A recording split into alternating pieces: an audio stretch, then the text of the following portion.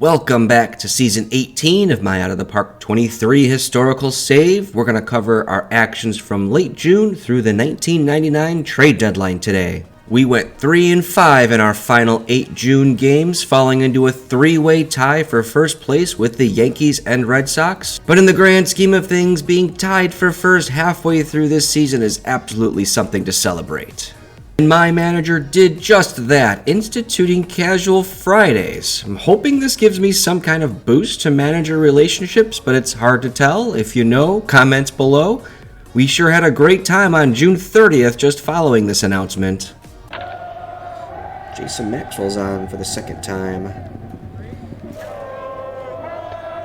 And Holbrook Cabrera's got a walk, rare walk.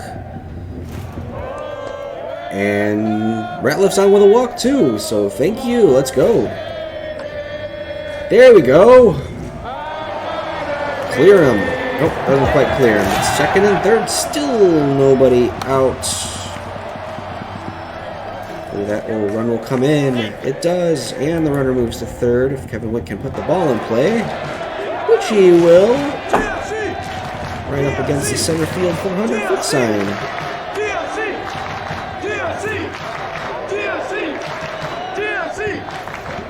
So we got four. We got one more chance here. Ooh, Jermenzi is up. Big spot.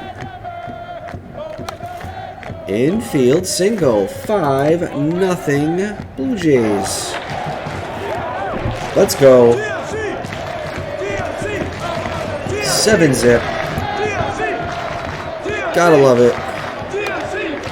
Make it 8. We can let some of our lower level pitchers get on the mound now.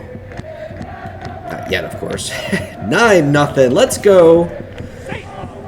Keep them coming. Keep them coming. What is that, 10? We got a 10-run inning. Oh, 13-run inning. Kevin Witt with a 3-run bomb, number 17. Let's go. Keep it going, guys. Aww. Well, that was fun. And yes, we won that game. The good times continued in early July, and I decided it was time to get this team some more help. Greg McMichael joined our bullpen as a middle relief rental. He saved 193 games over 9 seasons with the Twins, Mariners, Cubs, and Indians. He hasn't earned a save for us yet, but he does have 3 holds, a win, and a 49 FIP minus. We also got Scott Shields and assigned him to AA Knoxville. He could have a future for us in middle relief. And all it cost was middling 25-year-old prospect Luis Figueroa. The Indians placed him in A-ball, and I imagine this is the last we'll see of him. The very next day, we made another deal for a middle reliever, this time with the Padres. Bill Bates has 39 career holds and a 96 FIP minus in 4 seasons. While McMichael is a control pitcher, Bates should rack up some strikeouts for us.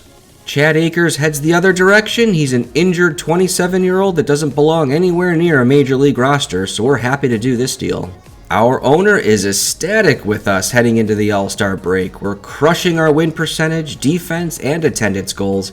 He's even semi-happy with Kevin Ory's improvement at third base. 1999 is the first All-Star Prospects game. We sent 5 players to the World Team, Canadian Eric Bedard, along with Rafael Soriano, Christian Persici, Efren Espinoza, and Luis Matos. We're also sending 1998 supplemental first-round draft pick Ben Broussard to play for Team USA. The World Team came out victorious with a furious 9th-inning rally. Rockies second baseman Kelvin Nova took home MVP honors. Persici collected 2 hits, Eric Bedard got a hold, and Rafael Soriano was the winning pitcher. Frank Thomas wins the 1999 Home Run Derby, becoming the first player to do so twice. He defeated Corey Powell, Mark McGuire, and Juan Gonzalez along the way. 3 of our upstart Blue Jays made the All-Star team: Hideo Nomo, Kevin Witt, and Rafael Furcal. The Royals led with 5 representatives. Other notable All-Stars include Steve Avery and Jerry Brown from my Rangers days. Also former Astros Brett Saberhagen, Jim McCready, and Edgardo Vasquez. Yes, Edgardo Vasquez made his first All-Star team. Lots of former players on the National League squad too: Eric Hansen, Mariano Rivera, Mike Schooler, Greg Jeffries, Tony Fernandez, Barry Bonds, and Ken Griffey Jr. The Marlins led the way with 4 representatives in the NL. The National League wins the All-Star Game, and Dmitry Young of the Mets won the MVP award with a 2-run homer against Mel Rojas in the 8th. Mel Rojas gave up the game-winning home run in the 1998 All-Star Game as well. Our Blue Jays now have the best minor league system in baseball. Got the number 2 and number 3 prospects and 9 total in the top 100. The Orioles are the closest thing in our division in 20th place. We've gone 16-9 in July, but carrying a 3-game losing streak into today's game with the Tigers. 2 of those losses were against the second-place Red Sox, who now just sit 1 game back in the AL East. The Yankees are lurking as well, just 2 games back. If we lose our lead, we're currently 1 game behind the Rangers for the wild card, but again, being in this race is a pleasant surprise. I'm not willing to sacrifice the future to add pieces at the deadline, but it's worth a look. And it turns out a ton of teams are interested in number 99 MLB prospect Justin Miller. Most notably, the St. Louis Cardinals are putting a couple of young, cost-controllable players on the table. And that shop response led to a big 7-player trade with them. 24-year-old Jared Washburn will become our number 4 starter. The lefty finesse pitcher is 16-22 with a 97- FIP over 3 seasons. This has been a tough season for him. He joins our team with unhappy morale and on a cold streak. We'll start him in long relief until he climbs out of this funk. Washburn is about to enter arbitration, so we could have him for 3 more seasons. Gary Matthews Jr. takes over as our 4th starter. He's an okay hitter, carrying a career WRC plus of 90, but he can back up all 3 outfield positions. Like Washburn, Little Sarge will enter arbitration this offseason. Damon Smith was demoted to AAA to make room, but should be back on the roster for September.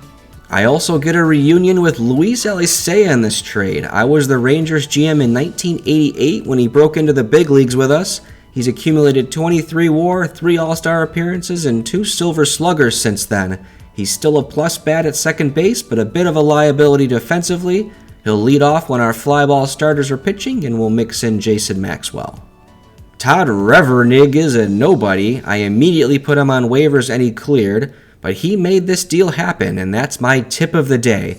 If you're using the Make This Work Now trade feature and don't want to give up any of the players listed, take a look at their overpaid players on the block.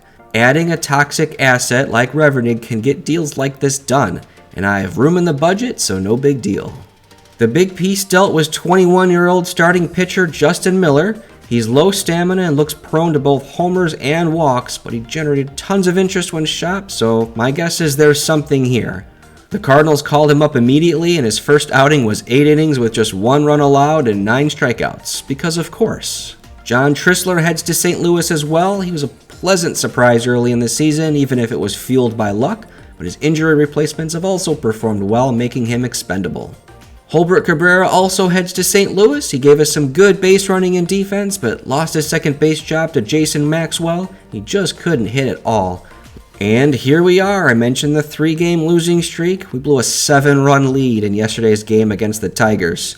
But we're injury-free and still carry the second-best run differential in baseball.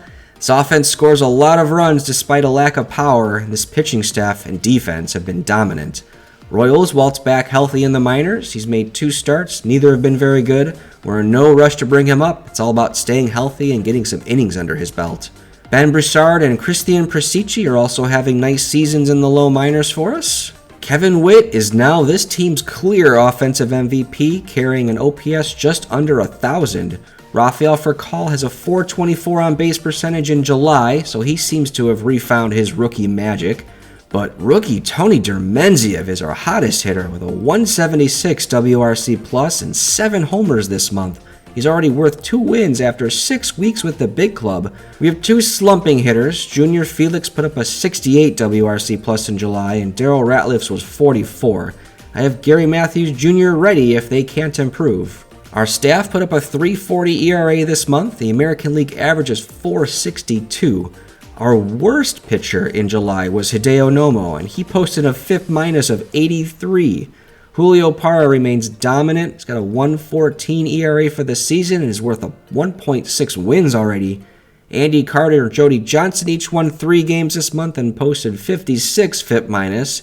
New acquisitions Greg McMichael and Bill Bates have fit in nicely, and we've got great defense behind these guys. This whole staff is cruising. With the trade deadline nearly behind us, we still have payroll flexibility this season, so we might be able to build more depth in September, but 7 important players will become free agents, and we won't be able to add a ton due to the increasing arbitration bill. Life as a small market club is going to be interesting. We're not the only team to make moves in July. The AL West leading Angels filled a big hole at closer with Ken Yocum from the Tigers in exchange for 2 prospects. The Yankees added 3-time All-Star Ray Langford to their outfield. Starting pitchers Tim Wakefield went the other way to the Rangers in this deal. The Red Sox bolstered their bullpen twice. Kazuaki Kawamura has 211 career saves, but he'll be their setup man. Padres got a low-level prospect in return. They also acquired Stan Payne from the Mets. He's already picked up 101 career saves and 32 holds over 5 seasons. The Red Sox shipped Billy Koch and number 50 prospect Brian Rose in exchange. Welcome to life playing in the same division as the Yankees and the Red Sox. Here are today's opponents, the Detroit Tigers. They've had a disappointing season after winning the AL Central last year. They're 13 games behind Chicago and out of the playoff race. Jeff Kent is still in the running for another MVP season, and Jose Vidro's been good, but catcher Mike Sweeney, rotation ace Francisco Cordova have taken a step back this season. They'll be without Mike Greenwell today and possibly longer after leaving yesterday's game with an injury. Andy Carter takes the hill for us. As our only ground ball pitcher, we make a few lineup adjustments. Jason Maxwell starts at second base because he's the better infielder than Luis Alicea. Little Sarge starts in center field. He's a downgrade defensively, but a better bat than Darryl Ratliff. All right, Carter deals to Baerga, who flies out to right field. We are underway, trying to hold our lead in the AL East. Jeff Kent is not helping matters much. And everyone's going to right field in the first inning. Junior Felix has that one. Carter walks Mondesi to bring up Jay Payton. And we have that one in left, out of the first. Top of the first. For call, stays hot. Slaps a base hit to left field. Good speed aboard. He's running, and he's safe. Will Felix be able to get him over? Nope. For call, holds at second to bring up Witt. We'll get him over with 2 outs, though. Bringing up Millar. It's towards the gap, but flagged down in center field by Jay Payton. We're into the second inning. Gary Matthews Jr. with his first putout in center for us. Wilson, our former player, who actually was the opening day hero, if you recall, grounds out, and we get Joe McEwing. Easy second inning for Andy Carter. Dermenziev strikes out. It'll be tough to score runs today. They got Francisco Cordova on the mound. He was the hero of Game 163 last year for the Tigers. Well, that said, the Tigers scored like 15 runs that game, if I remember correctly. A lot of heroes. All right, leadoff walk for the Tigers. Council is on. And E1, Carter is not helping himself out. Kent up with 2 on. He dumps a base hit into center. We're loaded with nobody out. That is pretty deep, but caught and left. Runner scores. Tigers take the lead. First strikeout of the game for Carter. And he gets a second. Mondesi and Payton both go down on strikes. So we are hunting for runs off of Francisco Cordova now. It's a quick 2 outs. And that's over Jay Payton's head. Junior Felix has a double, although he just got hurt on that play. Brian Banks is in to pinch run, and he's going to have a chance to run. We're tied at 1. Thank you to Kevin Witt. Takes second on the throw. It will not matter. Kevin Millar grounded out. So we're 1-1 headed to the 4th.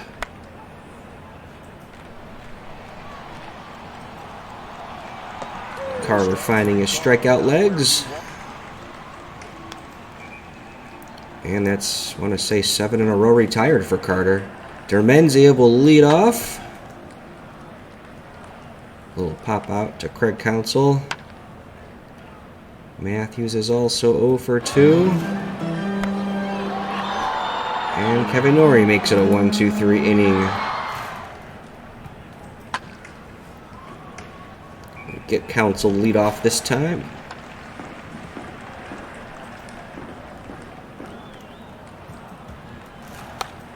All right, another nice inning for Andy Carter. Standing up to Francisco Cordova. Not making him throw very many pitches, just 66 here. Make it 68 through 5 innings. Got to get him out of this game. Nice defense by Kevin Norrie, as always, at third base.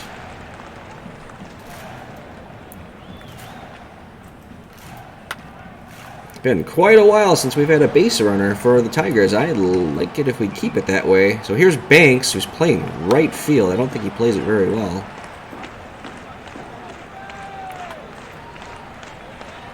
And Cordova's mowing down Blue Jays as well. Just as I say that, Millar gets a 2-out single. Maybe Dermenziev can work some magic. And that's going to hang up enough for Peyton to go get it. Quick moving game. We're into the 7th. Another strikeout for Carter. Dan Wilson rips it to left, but Dermenziev has it. And that's the first hit for a while for the Tigers. Joe McEwing has a 2-out double that'll bring up Counsell. Oh, what a play by Norrie. I was for sure that was going to go into down the line of the corner. Keeps us alive. Matthews strikes out, so does Norrie. Cordova's just having his way with us. Another 1-2-3 inning. Just 7 hits combined in this one. Do we have that? Nope, that's an infield single to lead off. Dangerous Jeff Kent up. Strikes out. Nice. We got Vidro here. Can we get Mondesi? Nope, that's a single to center field, first and second. It brings up Jay Payton. Big out here. And we got him. On with the 8th. Where are we going to get this run from? Luis Alicea is into pinch hit. No dice. We're swinging at first pitches. Another 1-2-3. We can't touch Cordova. Into the 9th. Both pitchers made it to the 9th.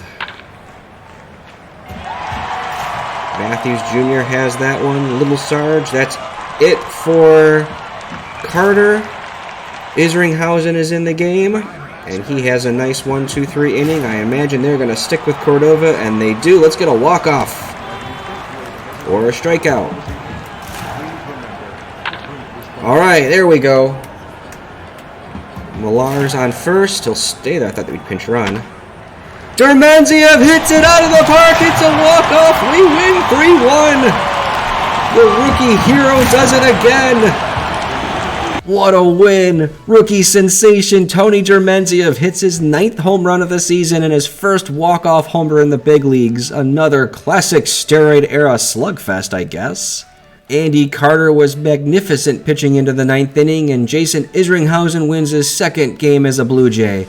Tip of the cap to Francisco Cordova until the 9th inning, of course. We do have some bad news, though. Junior Felix left the game with an upper body injury, and he's going to be out for 4 weeks. The Yankees beat the Red Sox 8-5, which means we've added a game to our division lead. The Royals gained ground on the Rangers and White Sox with their 7-1 win. The Oakland A's win thanks to rookie Marlon Anderson's 2 home runs and a 5-run 9th inning. Bubba Trammell went 3 for 4 with a homer in that game for the Devil Rays. The Dodgers smashed the Diamondbacks 11-1. Juan Gonzalez hit his major league leading 41st home run, and he's on pace for 64. Tony Bautista went 4 for 5 with a homer. The Pirates stay on course for the NL wildcard with their 7-3 win over the wildcard hopeful Marlins. The Phillies are cruising to the NL East title with an 8-0 shutout of the Braves. The injury-depleted Expos just can't keep pace. They lose to Milwaukee 5-1. Finally, Barry Bonds slams his 27th home run to earn Ramiro Mendoza his MLB-leading 16th win. Today's action extends our lead in the AL East to 2 games. We're also in a tie for the wild card should that be needed. The White Sox and Angels own tenuous leads in the other division. We have 7 teams fighting for just 4 playoff positions. Individually, there's going to be another exciting race for the AL MVP award, but the number one question is who'll catch Roger Maris first? Juan Gonzalez hit number 41 today, but Corey Powell's just one back with number 40. Russ Brannion's just one behind him. It's tough to predict who's leading the AL Cy Young race. Andy Pettitte, Esteban Loaiza, Steve Avery, and Hideo Nomo are all in the mix. The National League playoff race boils down to which 2 NL Central teams will be there. We already know the Phillies and Dodgers will be. Rafael Palmeiro has a good grip on the MVP and might make history. Tim Rumer looks like the favorite to win the NL Cy Young Award. He's 15-4 with a .260 ERA. Looking ahead to August, we'll start with a big 3-game series in New York for AL East supremacy. We also have 7 important games against the wildcard leading Texas Rangers. Let's go check out some milestones before we go.